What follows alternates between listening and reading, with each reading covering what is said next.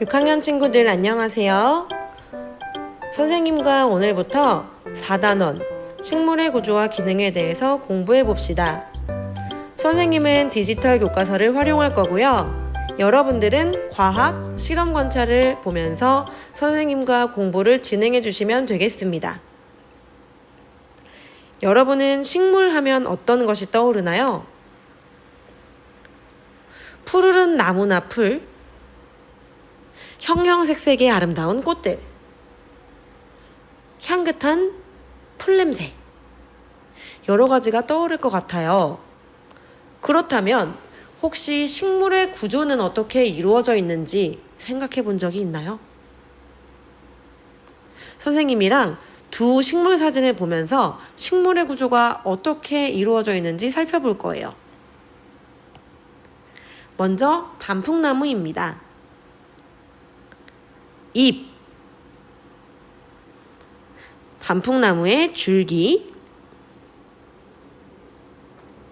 단풍나무의 꽃,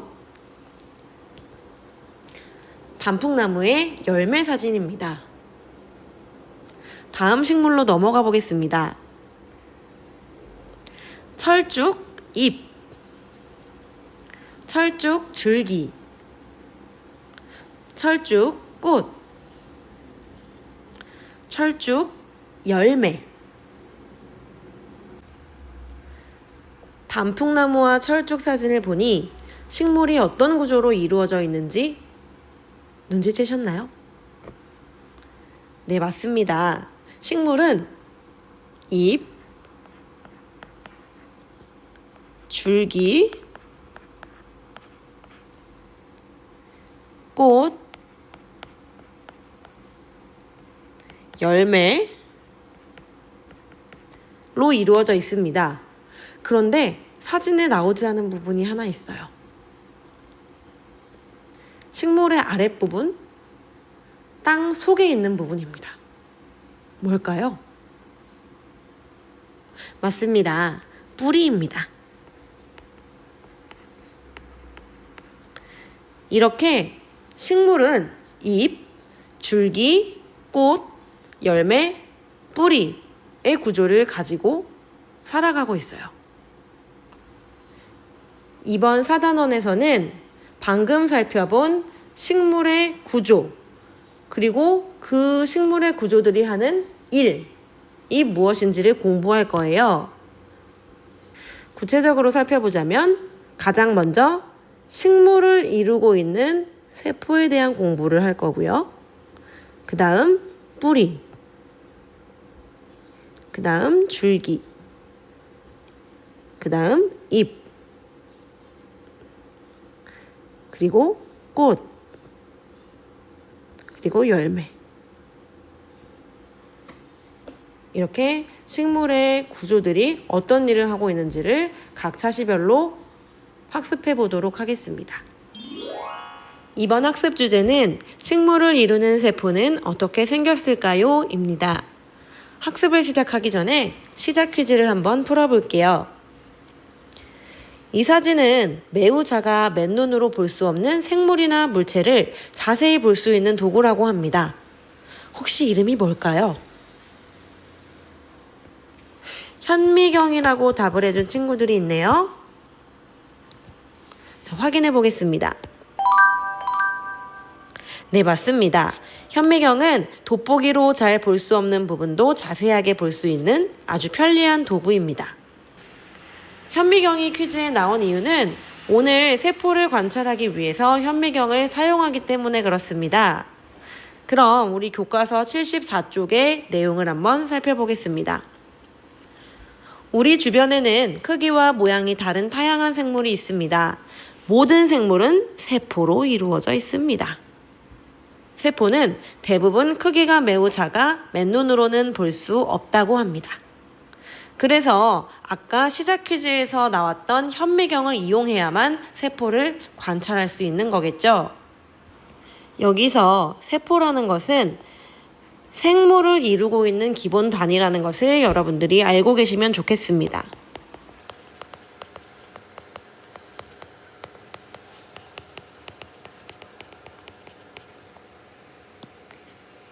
다음으로 탐구활동인 식물세포 관찰하기로 넘어갑시다. 식물세포를 관찰하기 위해서는 광학현미경과 양파 표피세포 연구 표본이 필요해요. 그리고 관찰을 하기 위해서는 광학현미경을 어떻게 사용하는지, 그리고 양파 표피세포 연구 표본은 어떻게 만드는지 알아야겠죠? 선생님이 영상을 첨부할 테니 집중해서 봐주시기 바랍니다.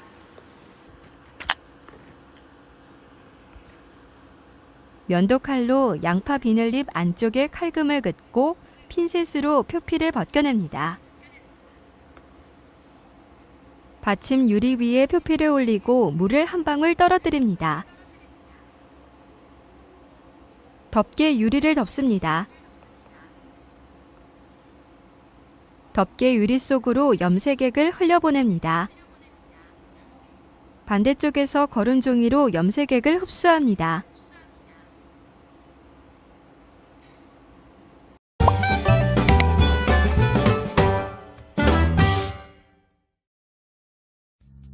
돋보기보다 물체를 더욱 확대해서 볼 수 있는 바로 그것.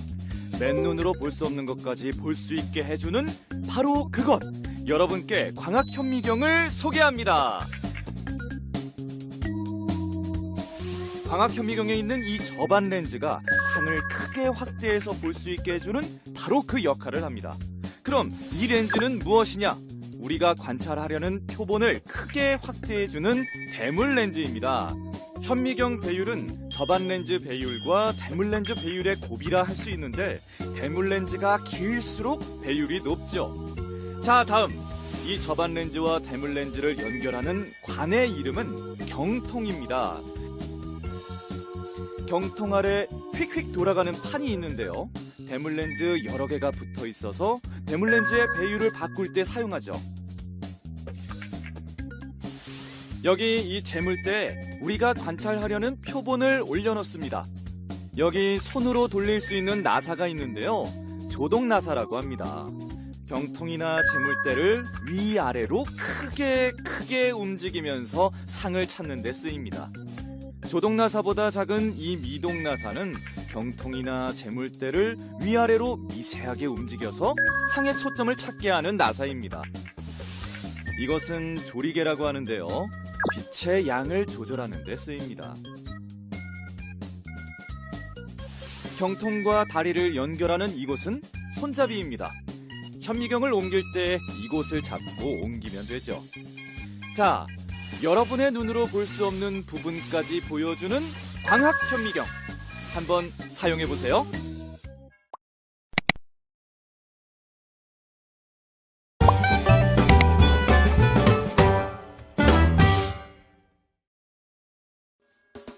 자, 그럼 광학현미경을 사용해서 식물세포를 관찰해 볼까요?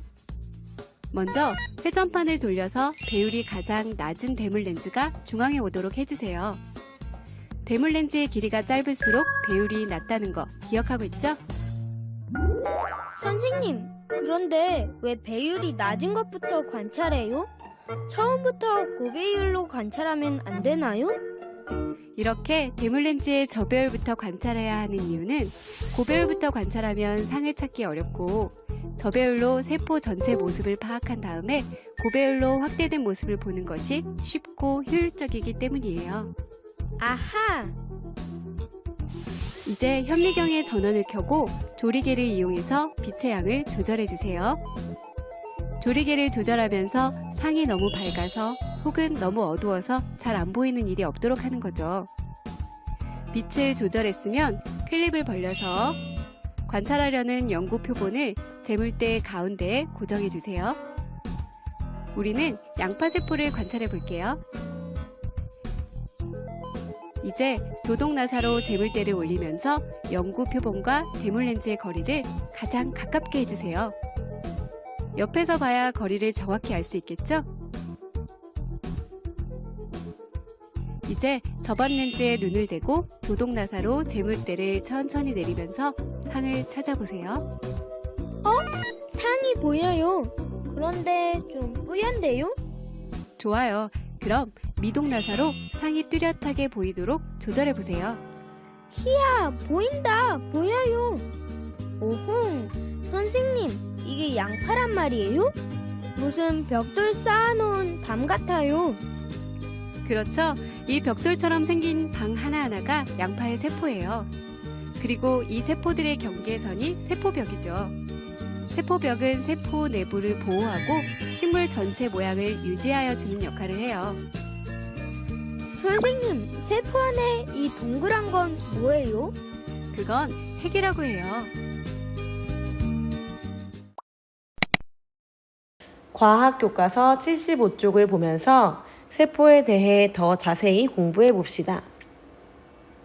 식물세포는 세포벽, 세포막, 핵으로 이루어져 있어요.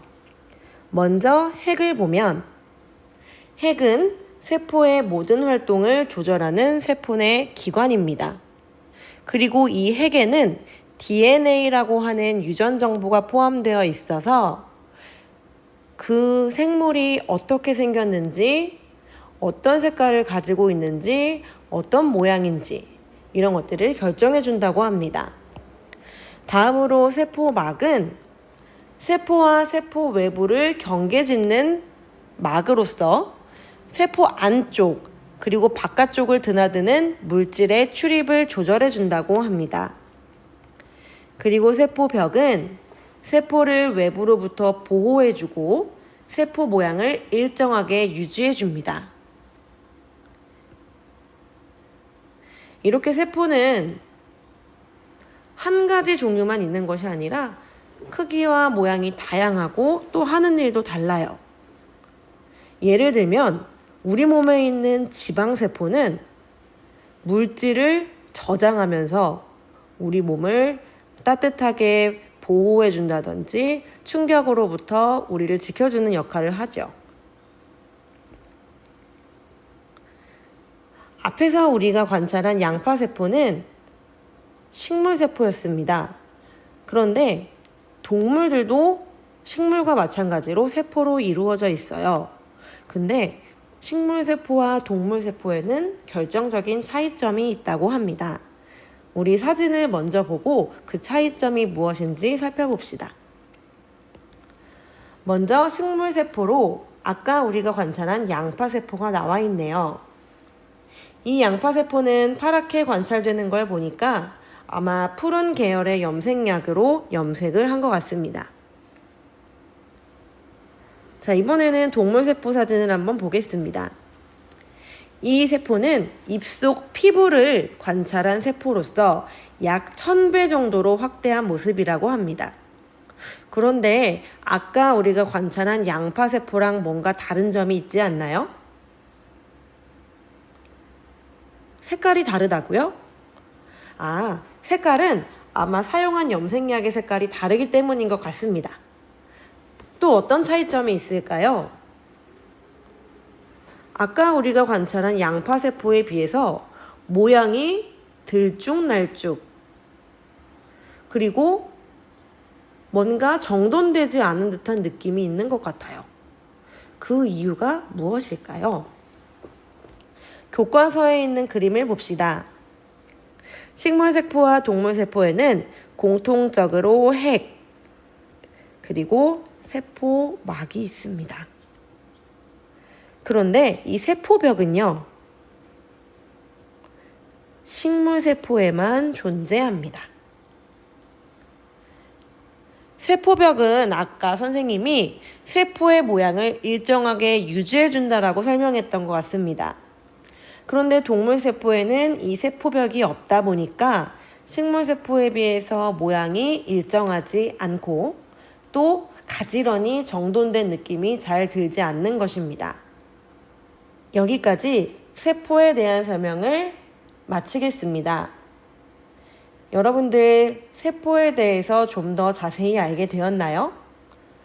마지막으로 마무리 퀴즈를 풀어봅시다.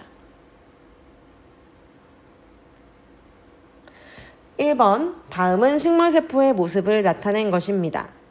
각 부분에 해당하는 명칭은 무엇일까요? 기역, 세포의 가운데에 있는 동그란 것. 핵이겠죠. 그리고 니은, 세포의 가장 바깥쪽에 있으면서 모양을 일정하게 잡아주는 것. 세포벽이겠죠. 마지막으로 디귿, 세포벽의 안쪽에 있으면서 세포의 내부 그리고 외부를 드나드는 물질의 출입을 조절해 주는 것. 세포막이겠죠. 한번 확인해 봅시다. 다음 문제입니다. 다음 중 세포를 바르게 설명한 사람은 누구입니까? 1번. 양파는 하나의 세포로 구성되어 있어? 여러분들 아까 보셨듯이 핵이 있는 것이 세포 하나예요. 근데 아주 많은 핵을 봤었죠? 그렇기 때문에 양파는 여러 개의 세포로 구성되어 있다는 걸 알 수 있겠습니다. 2번. 크기가 작지만 대부분 맨눈으로 볼 수 있어? 맨눈으로 볼 수 없기 때문에 현미경을 이용한 거겠죠? 3번. 식물세포와 동물세포는 모두 세포막과 핵이 있어. 네, 맞는 설명입니다. 4번. 모든 세포는 크기와 모형이 일정하고 하는 일도 같아? 세포의 종류에 따라서 하는 일도 다르고 모양도 조금씩 다를 수 있습니다. 5번. 동물세포는 세포벽이 있어 식물세포보다 세포 모양이 일정한 편이야. 동물세포랑 식물세포를 바꿔주면 맞는 설명이 되겠습니다.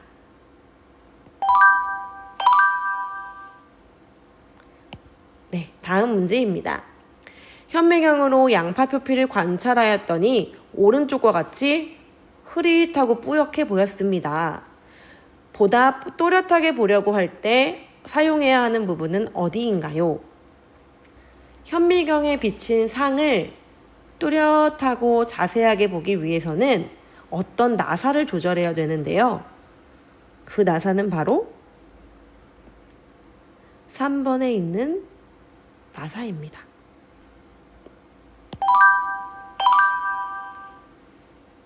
여기서 조동나사는 물체의 상을 찾을 때 주로 사용을 하고, 그리고 물체를 찾고 나서는 미동나사를 가지고 좀 더 또렷하게 보이게끔 조절을 한다는 것을 알아주시면 되겠습니다. 이상으로 오늘의 학습을 마치겠습니다. 여러분 수고하셨습니다.